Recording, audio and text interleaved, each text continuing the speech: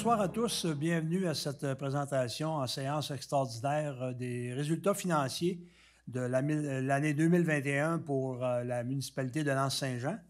Donc, année financière qui s'est terminée naturellement le 31 décembre 2021.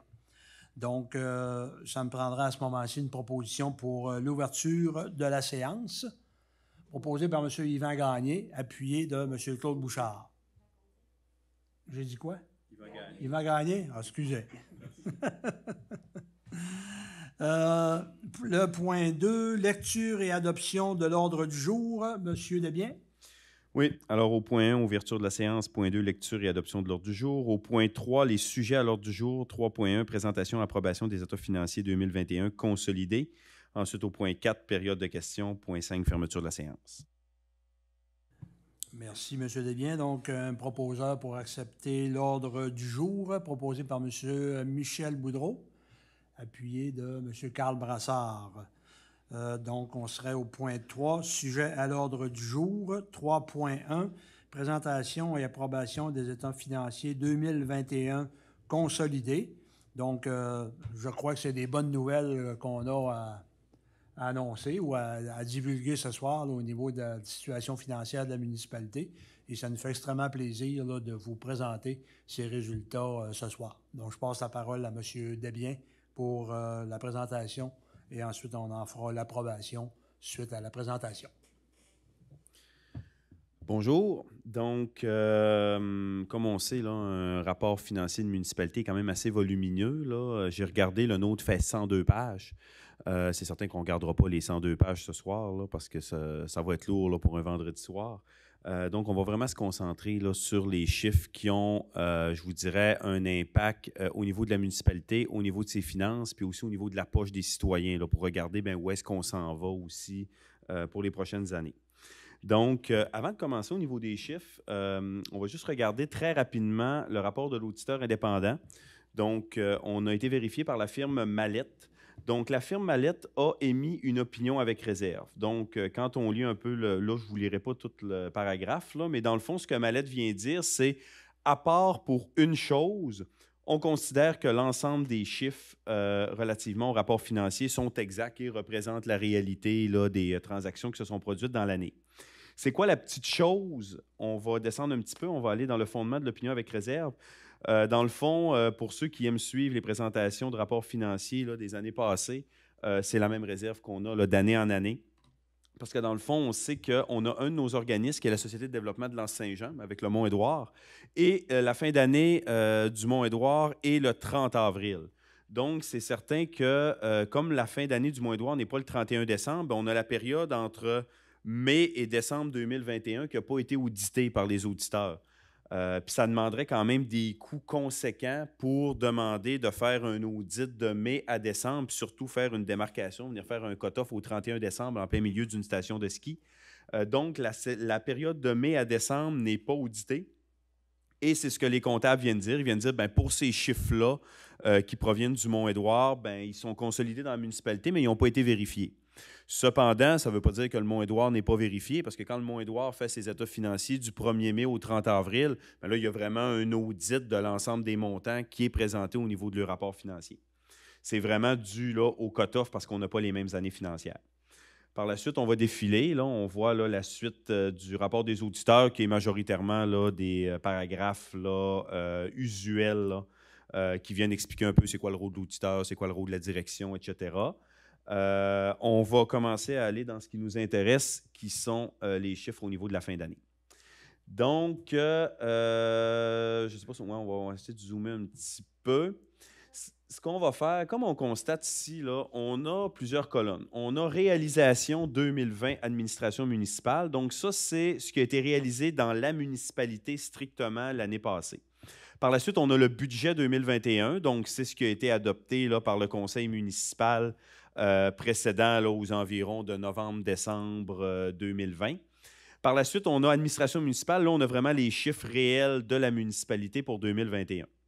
Par la suite, là, on a une petite colonne de ventilation de l'amortissement. Là, on ne la regardera pas trop.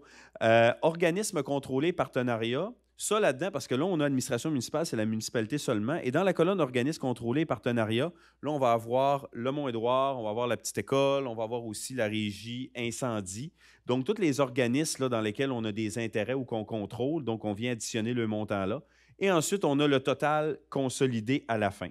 Au niveau des organismes contrôlés puis des totals consolidés, ce n'est pas des chiffres qu'on va nécessairement regarder ce soir, même s'ils font partie du rapport financier, parce que si ça vous intéresse au niveau de chacun des rapports financiers des organismes, vous pouvez vous présenter à l'AGA du camping, à l'AGA de la petite école, à l'AGA de la société de développement, vous allez avoir l'ensemble de l'information pour ces organismes-là. Puis il y a quand même des particularités parce que quand on fait le total consolidé, des fois, il y a des éliminations qu'on doit faire. Donc, des fois, l'administration plus organisme, ça ne fera pas le total directement. Parce que si, par exemple, j'ai fait une transaction avec le Mont-Édouard, je dois l'éliminer parce que là, au consolidé, je fais une transaction avec moi-même. C'est des concepts comptables. Donc, on va vraiment se concentrer sur la colonne administration municipale, puis on va se comparer avec le budget, parce que le budget 2021, c'était notre objectif qu'on s'est fixé au niveau administration, conseil municipal. Et là, on va regarder de quelle manière est-ce qu'on a rencontré nos objectifs, puis c'est quoi là, qui est venu se distinguer là, par rapport à ces montants-là. Donc, on va commencer avec les revenus de fonctionnement. Dans nos revenus de fonctionnement, on commence avec les taxes. Donc, dans nos taxes, on avait un budget de 2 876 000. On finit à 2 986 000. Certain qu'au niveau des taxes, on finit tout le temps un petit peu plus élevé parce qu'on sait qu'en cours d'année, on a des certificats de modification qui sont, dans le fond, les nouvelles constructions qui viennent se bâtir. Une personne se construit un garage, fait des rénovations, la valeur de sa maison augmente. Donc, il y a une petite portion de taxes additionnelle qui est payée à ce moment-là. Donc, on a eu des augmentations de taxes pour 110 000. Là-dedans, on parle de la taxe foncière, on parle aussi de la taxe d'aqueduc, la taxe d'égout, la taxe des matières résiduelles, etc. Par la suite, on va aller dans les compensations tenant lieu de taxe. On avait 217 000, on est passé à 240 000. Compensation tenant lieu de taxe, ça, c'est tous les organismes, les immeubles gouvernementaux. On va avoir, par exemple, l'École Fréchette, le CLSC, les ZEC aussi, là, qui sont des territoires publics, que ça, nous, on ne taxe pas, mais le gouvernement nous verse une compensation relativement à ces éléments-là. Pourquoi est-ce qu'on a varié de 25 000? C'est majoritairement parce qu'il y a eu une renégociation du pacte fiscal là, avec le gouvernement. On avait eu l'information pour les écoles, pour les CLSC, mais les terres publiques, on ne l'avait pas eu. Donc, on avait mis le budget de l'année passée, puis on varié de 25 000 là. Donc, c'est la raison pourquoi on a grimpé de 25 000. Au niveau des revenus de transfert, on avait un budget de 132 000, on finit à 271 000.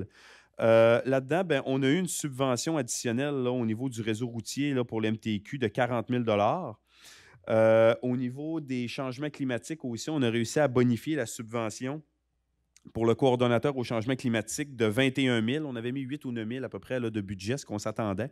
On a réussi à aller chercher un 21 000 de plus. Et on a aussi des subventions pour 16 500 là, pour tout ce qui touche les changements climatiques. On sait que maintenant, là, avec notre politique, on est capable d'aller chercher des subventions là, pour certains projets. Donc, on a réussi à aller chercher ce montant-là. Par la suite, on a aussi là, le glissement de terrain Saint-Thomas. On va voir que la sécurité publique a augmenté.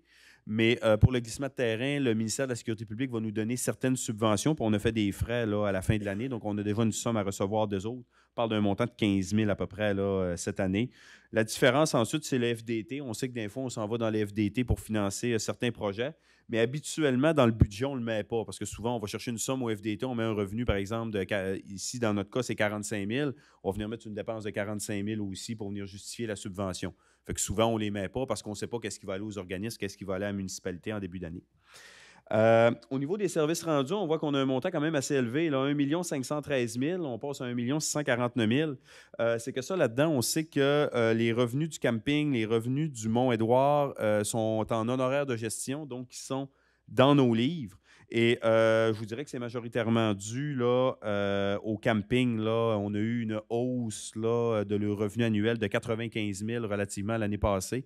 Donc, nous, ça a rentré en honoraires de gestion. Le Mont-Édouard est à peu près à 18 000 là-dedans.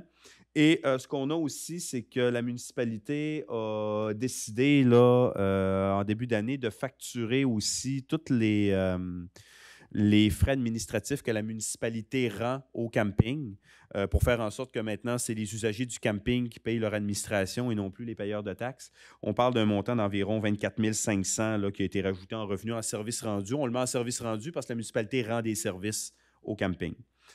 Par la suite, on va aller dans les impositions de droit. Donc, l'imposition de droit, on avait un montant de 68 500. On passe à 187 919.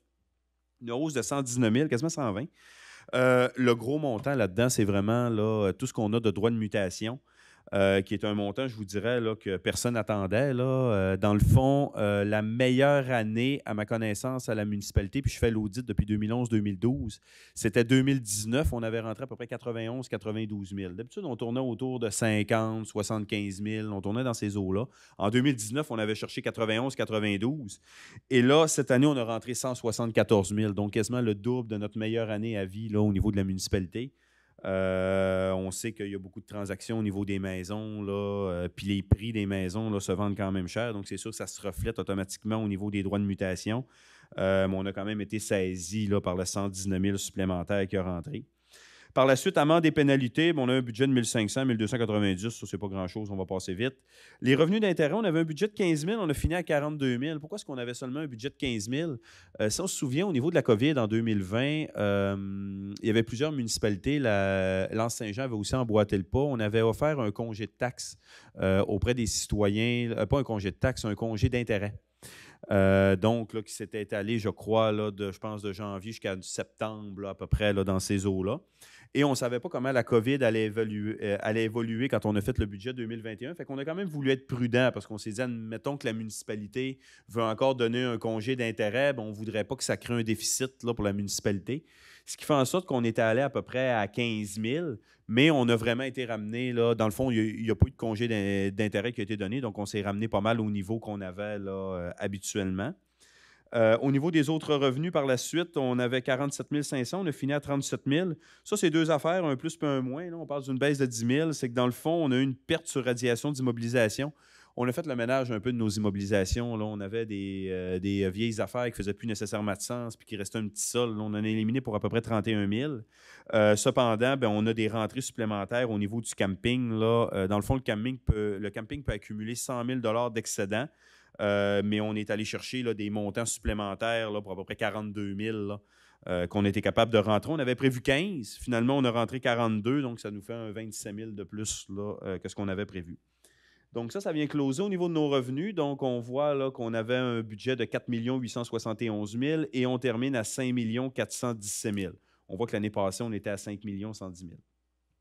On a une section ici qui est investissement. On va la passer. On va voir plus tard un tableau là, qui va vraiment nous décrire notre investissement globalement. On va aller maintenant au niveau des charges. Donc, l'administration générale. L'administration générale, on avait un budget de 701 000. On a passé à 791 000. Quand même une hausse de 89 955, on va arrondir à 90. Pourquoi est-ce que ça a monté autant que ça? Dans le fond, on a deux éléments. Premièrement, on a la vérification comptable en 2021 pour l'année 2020 qui a monté de 47 500.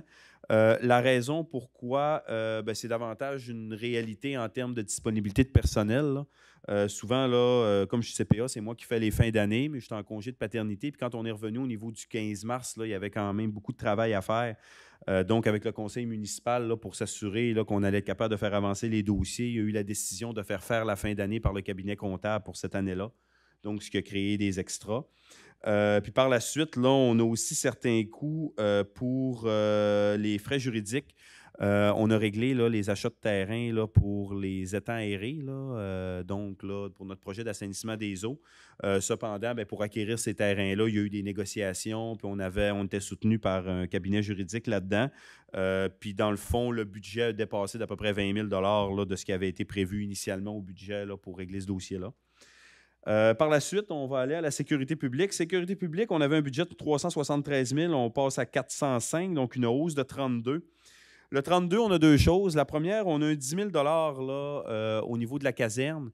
Dans le fond, c'était des frais qu'on avait prévu faire en novembre et décembre 2020. Malheureusement, il y a eu des retards puis ils ont été reportés en janvier.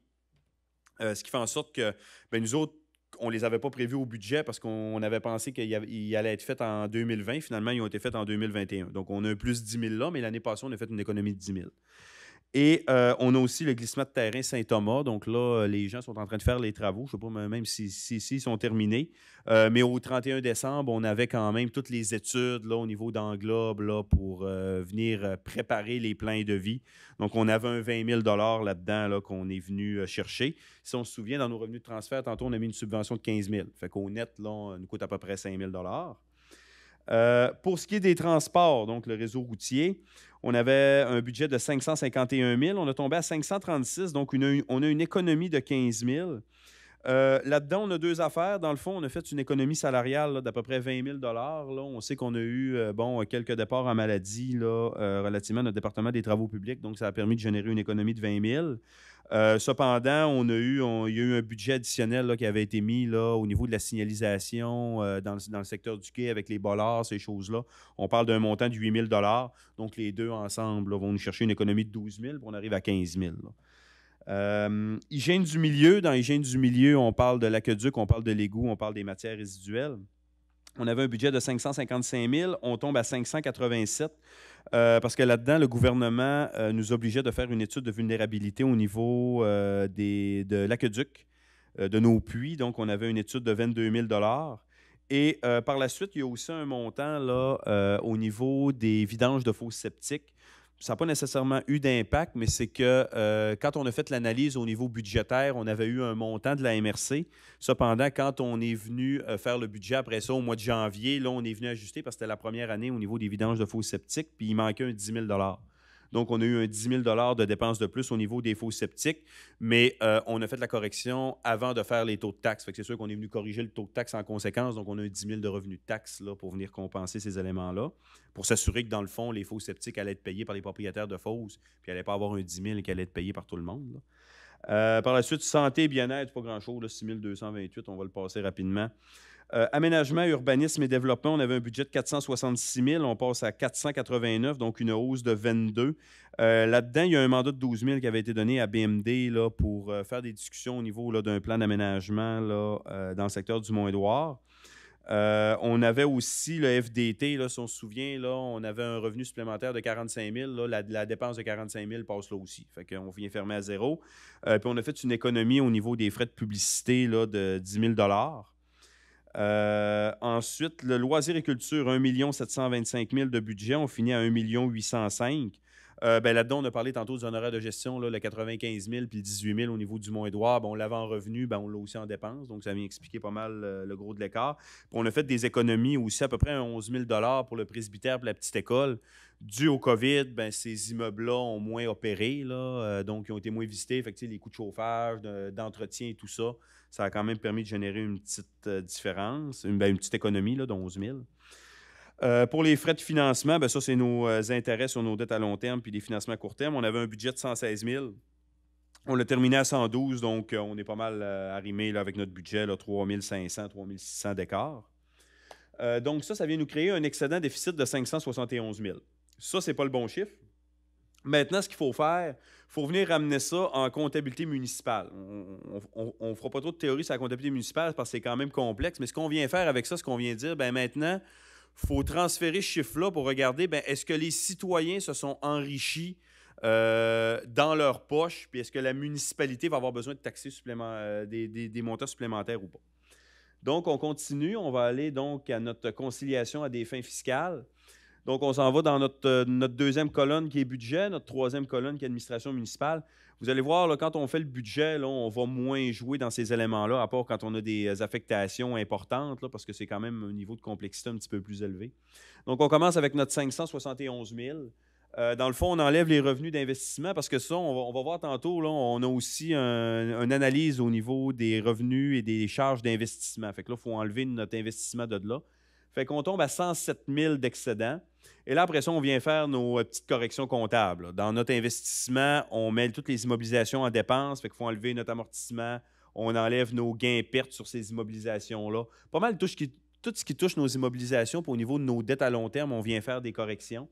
Donc, là, j'ai le 27 000 coût des propriétés vendues. Je vais passer rapidement. Une réduction de valeur, un ajustement au niveau d'un placement. Le camping était à 59 000 de valeur. Et là, ils sont revenus à 100 000 là, au niveau de leur surplus. Financement, un chiffre qui est peut-être intéressant, là, le remboursement de la dette à long terme. Donc, on a un 302 000 là, de remboursement de dette à long terme, là, ce que ça nous a coûté pour les payer. Un autre chiffre qui est important, activité d'investissement, 141 000. Dans le fond, dans l'activité d'investissement, ce qu'on vient dire, c'est que des fois, on fait des investissements au sein de la municipalité. On les paye par règlement d'emprunt, on les paye avec nos réserves, on a des subventions, mais des fois, on n'a pas d'autres sources de financement. Fait que quand on n'en a pas d'autres puis qu'on a des dépassements de coûts, à ce moment-là, c'est notre budget de fonctionnement là, qui vient l'absorber. Donc, on en a absorbé pour 141 000. On va voir tout à l'heure c'est quoi le détail. Après ça, on a certains ajustements là, au niveau de nos réserves financières, dépenses constatées à pourvoir. Dans le fond, dans nos réserves financières, des fois, on a des réserves qui nous aident à payer des dettes à long terme. Donc, on vient faire certains transferts par rapport à ça. Parce que si j'ai une réserve, si c'est la réserve qui paye mon règlement, il faut que je l'enlève parce que ce n'est pas à mes citoyens de le payer. J'ai déjà une réserve pour le faire. Puis les dépenses constatées à taxer ou à pourvoir, qui est quand même, je vous dirais, une bébite municipale. Là. On a plusieurs éléments, mais on va y revenir quand on va regarder là, la page S23. Là, on va rentrer un petit peu plus dans le détail parce qu'il y a beaucoup de particularités là-dedans. Et tout ça, quand on arrive à la fin, on voit qu'on dégage un excédent de fonctionnement de l'exercice à des fins fiscales à 148 518. Donc, ce montant-là, c'est le montant qui nous intéresse le plus quand on regarde un rapport financier municipal parce que c'est le chiffre avec lequel on a terminé l'année. Donc, on a quand même réussi à finir avec un excédent. Avant d'aller dans l'investissement, d'aller dans les autres chiffres, là, on a parlé de plusieurs écarts. L'analyse qu'on pourrait faire de ça, la majorité de notre 148 000, c'est beaucoup dû là, à nos droits de mutation. Nos droits de mutation, là, on a à peu près un 100 000 qui est rentré vers la fin de l'année. Ça a commencé à rentrer vers à peu près le milieu septembre jusqu'au mois de novembre.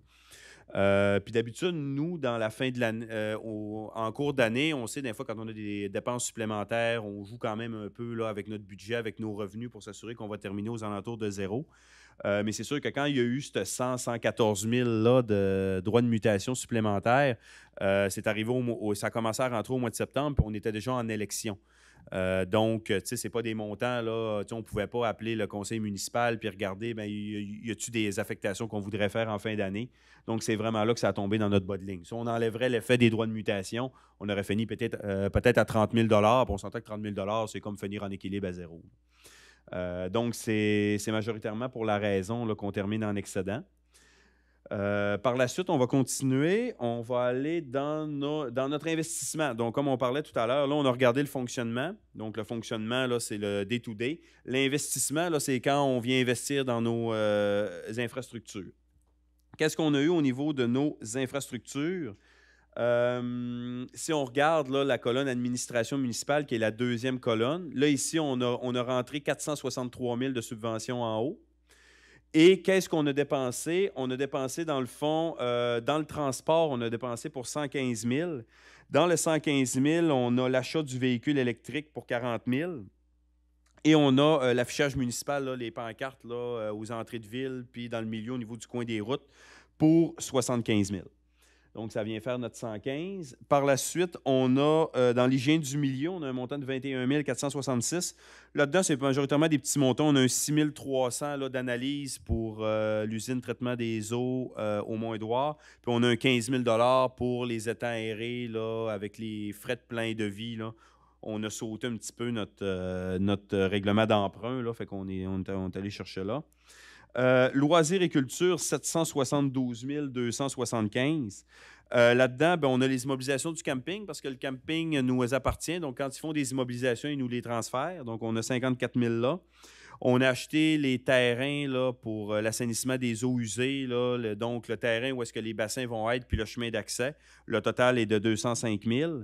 La piste cyclable, on a un 126 000. Là, on sait qu'il nous reste la passerelle, mais là, pour le 126 000, c'est majoritairement refaire tous les ponts sauf la grosse passerelle. Puis après ça, il y avait aussi un glissement de terrain là, qui avait commencé à se faire, là, qui a été réparé durant l'année. Et par la suite, on a la petite école, là, qu'on a un montant de 380 000. Là, le projet s'est terminé là, au niveau de l'annexe puis la salle multifonctionnelle. Donc, ça vient chercher notre 909 000. Donc, pour financer le 909 000, on a vu qu'on avait 463 000 de revenus de transfert. Par la suite, on a aussi un financement là, à long terme là, au niveau de nos dettes pour 223 000. Et là, on a eu besoin d'aller chercher 141 000 là, au niveau de notre fonctionnement là, pour être capable d'être en équilibre.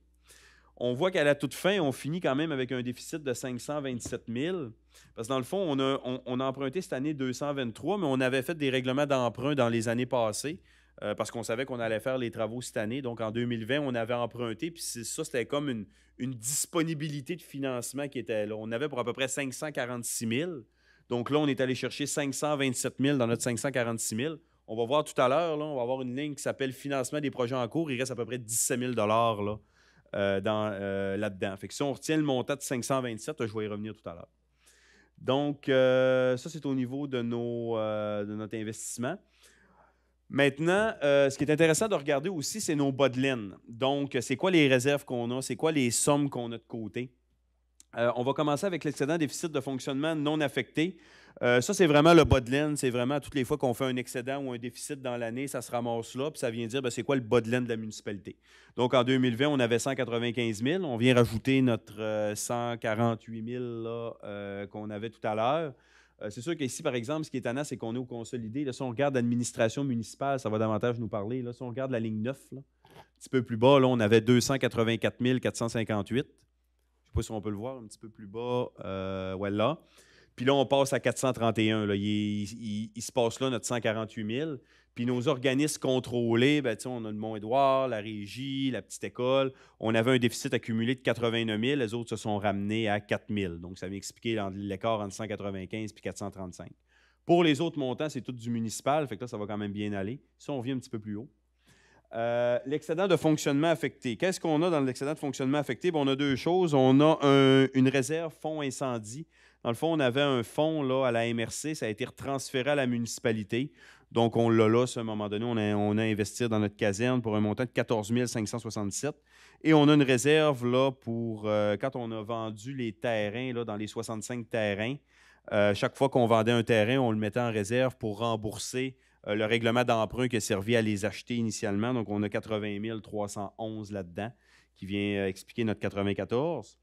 Ensuite, dans les fonds réservés, on a notre fonds de roulement là, qui a été renfloué au complet à 100 000 $. On a aussi un fonds réservé pour le système d'enneigement. Donc, on avait transféré un système d'enneigement 320 000 au niveau du Mont-Édouard. Et dans le fond, quand on les a vendus, ça nous a créé une réserve là, de 320. On est rendu encore à 226 400 là-dedans. Et on a aussi un fonds de partage d'équipements. Là, on a des équipements en commun avec Petit-Saguenay, Rivière-Éternité. Puis là, tranquillement, on vient se créer un fonds pour assurer l'entretien de ces équipements-là. On a un montant de 8 870 là-dedans, mais ça va monter, là, je vous dirais, là, d'année en année. Ensuite, on a dépenses constatées à taxer et à pourvoir. Donc ça, c'est un peu notre bébite municipale. Là-dedans, on a trois choses. Premièrement, on a appariement des revenus fiscaux pour 66 000. C'est que dans le fond, là, dépenses taxées à taxer ou à pourvoir, ce que ça nous aide à faire, c'est que parfois, on fait des projets et le gouvernement va nous dire, nous autres, on va vous verser une subvention pour payer votre règlement d'emprunt. Par exemple, on s'est financé 10 ans, puis le gouvernement va nous donner une subvention sur 10 ans pour nous aider à payer ça. Mais il va arriver des moments où est-ce qu'on va commencer à faire, une année, on va faire un paiement sur le règlement d'emprunt, mais la subvention n'a pas commencé à rentrer, elle va rentrer l'autre année. Fait que ça, là, ça nous permet de faire un roulement. C'est que dans le fond, notre paiement de dette, on le prend, on le parque dans les dépenses, puis l'autre année d'après, là, le revenu rentre, on ressort notre dépense, puis on vient fermer ça, puis notre taux de paiement d'emprunt, on vient le reparquer. Fait que, ça nous permet même d'éviter que la population paye un règlement d'emprunt qui, dans le fond, est payé, par exemple, à 100 % par le gouvernement. Puis, donc, on se retrouve à faire un paiement juste parce qu'on a un retard, par exemple, au niveau du versement de la subvention. Fait que c'est pour ça qu'on appelle ça un appariement. Par la suite, on a des dettes de fonctionnement parce que on a dans le fond des dettes d'investissement. Donc, les autres, ils rentrent dans l'investissement, mais les dettes de fonctionnement, on ne peut pas les rentrer dans les investissements nets en IMO. On voit qu'on a un gros montant de 13 620 000. Là. Investissement net dans les immobilisations. Là-dedans, on a nos actifs puis on a aussi nos dettes à long terme. Mais il y a des dettes à long terme qui sont pour le fonctionnement. Donc, les autres vont dans les dépenses constatées. Et on a aussi, la dernière affaire, là, c'est un gain de transfert de partenariat là, qui est de 136 800 avec la régie lorsqu'on a transféré les camions incendies.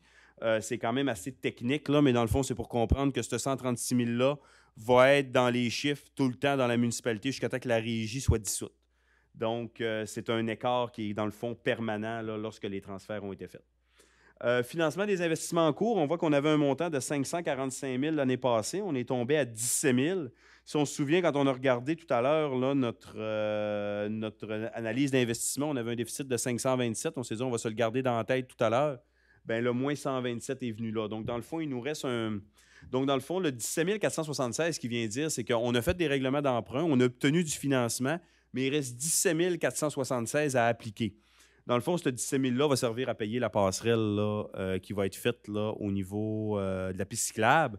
On est subventionné à 75 %, fait que si on s'attend à un coût de 70-75 000 pour la passerelle, 75 % va être en subvention. Le 25 % qui reste, on tourne entre 17-20 000 à peu près. Fait que c'est là qu'on va aller chercher, puis là, on va tomber à zéro à partir de ce moment-là. Ensuite, dans l'Investinet en IMO, bien, comme on parlait, bien, ça, dans le fond, on vient dire, tu sais, c'est quoi notre valeur d'immobilisation nette? C'est que dans le fond, bien, on prend tout l'argent qu'on a mis dans nos routes, nos tuyaux, les bâtisses, tout ce qu'on a d'actifs. On vient enlever nos dettes, parce que nos dettes, bien, ça veut dire qu'il y a un bout de nos immobilisations qu'on doit, donc on l'enlève. Puis on vient par la suite rajouter là, tous les comptes à recevoir du gouvernement qui aident à payer là, ces actifs-là. Donc, ça nous donne un total de 13 670 000. Le chiffre, je vous dirais, qui est le plus important là-dedans, là, c'est vraiment, si on va là, dans la ligne 9, là, le 431 000, là, qui est vraiment le bas de laine de la municipalité. À 431 000, je vous dirais qu'on tourne à peu près à 10 % du budget de la municipalité qu'on a à peu près en bas de ligne. Là. Donc, c'est un montant qui est à peu près confortable. Ce n'est pas un montant qui est trop élevé, mais c'est un montant qui donne quand même une certaine sécurité. Puis, si à un moment donné, il arrive une bad luck une année ou des imprévus, bien, ça nous donne quand même un coussin. Puis si on fait un déficit, ben, ça ne voudra pas dire que le taux de taxe va devoir augmenter nécessairement. Là. Ce coussin-là va servir à l'absorber. Si on continue par la suite, on va passer quelques pages. C'est pas mal le détail, ça, là, de tous les chiffres que je vous ai parlé qu'il y avait dans les fonds. Et on va aller à la page. On continue. On va aller à la dernière page. On est rendu là. Ça, c'est une analyse de notre dette à long terme. On l'a mis là parce que c'est quand même important là, pour les contribuables de voir, parce qu'on a un chiffre de dette à long terme, mais ce chiffre de dette à long terme-là, il faut y faire attention, puis il faut quand même bien l'interpréter. On voit qu'on a pour 5 300 000, là, on va arrondir, là, en termes de dette à long terme. Maintenant, ce qu'on va essayer de faire, c'est de dire, mais les contribuables, là, c'est quoi qu'ils vont payer sur ce 5 300 000-là? Donc, si on descend, on prend notre 5 300 000, puis là, on se rend compte qu'on a des réserves. Donc, on a des réserves qui payent une partie de ces dettes-là pour 306 000. Donc, ça, ce n'est pas taxé. On les a déjà en stand-by, puis ça aide à payer les dettes. Par la suite, débiteur 982 000, c'est que là-dedans, ben, on a des sommes à recevoir du gouvernement, par exemple la subvention RECIM pour la petite école. Les subventions, là, ils sont pas encore rentrés, mais on va les avoir pour Primo, pour l'assainissement des eaux. Donc, ça, c'est des subventions qui rentrent, puis quand la subvention rentre, elle est appliquée contre les dettes. Fait que ce n'est pas les contribuables qui payent ces dettes-là, c'est les subventions qui les payent. C'est juste qu'ils rentrent sur plusieurs années. Fait que ça, on vient de l'enlever. Par la suite, on a notre petite 17 476 parce que dans le fond, on vient dire, ben, tu t'es financé, tu es allé chercher des règlements d'emprunt, mais il y a un financement que tu n'as pas utilisé encore. Donc, le financement que tu n'as pas utilisé, il n'est pas à charge des contribuables. Donc, on vient enlever 17 476. Ce qui fait que les contribuables, dans les faits, eux autres, quand on vient taxer les dettes, c'est sûr qu'on ne taxe pas 4 millions dans une année. Là, il y a des dettes qui sont sur 5 ans, 10 ans, 15 ans. Mais les contribuables vont payer 4 millions au total sur l'ensemble des dettes sur le 5 300 000. Donc, il y a 1 300 000 à peu près qui est payé par des réserves, qui est payé par le gouvernement. Puis, il y a un 4 millions que lui est chargé là, annuellement à même les taxes là, des citoyens. Mais comme je dis, ce n'est pas 4 millions. Là, on a vu tantôt le remboursement de dette à long terme, on tournait autour de 300 000. C'est à peu près un 300 000 qui est taxé relativement à ça. Et ça, je vous dirais que ça fait le tour là, des informations importantes au niveau du rapport financier. Donc, si je reviens un peu, c'est sûr qu'on a fait un excédent de 148 000. Ça reste que c'est un excédent là, qui est, de notre analyse, majoritairement dû aux droits de mutation là, qui ont rentré à la fin de l'année. Donc, ce n'est pas un excédent qui vient du fait que, soit on a trop taxé les citoyens ou il y a des dépenses qu'on n'a pas réalisées. On a quand même été en équilibre là, avec soit les revenus qu'on a perdus, qu'on a gagnés, les dépenses qu'on a sauvées, qu'on a eues en surplus. Donc, on avait quand même un équilibre relatif à ça. Donc, c'est vraiment notre interprétation qu'on a. Là, c'est nos droits de mutation là, qui sont rentrés en pleine période d'élection. Puis là, ben, c'était vraiment un surplus au budget qu'on n'avait pas prévu. Puis quand on se retrouve à la fin de l'année, ben, c'est souvent pas nécessairement le moment là, de lancer des projets. Donc, ça tombe dans notre bas de laine. Puis après ça peut être utilisé pour les années futures. Et ça complète la présentation. Merci, M. Desbiens. J'en profite en même temps pour remercier Jonathan de l'excellent travail. Là, comme il disait tout à l'heure, quand Jonathan fait la fin d'année à la municipalité, ça nous fait économiser des sommes quand même importantes. Là, puis je tenais quand même à le remercier pour son travail. C'est très apprécié de tout le monde. Je souligne aussi le soutien de l'équipe administrative là, dans tout ça. Effectivement. Merci. Donc, est-ce qu'il y avait des questions autour de la table par rapport à la présentation?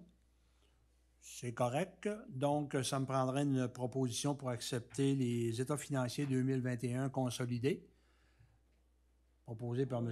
Yvan Côté, appuyé de M. Claude Bouchard.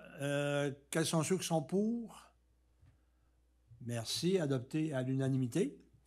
On serait au point 4, période de questions. On n'a pas de public, on n'a pas de questions. Point 5, fermeture de la séance. Donc, ça me prendrait une proposition pour faire la fermeture, proposée par M. Michel Boudreau. Donc, merci à tous et je vous rappelle la population de prochaine séance régulière le 6 juin prochain. Merci. Bonne soirée.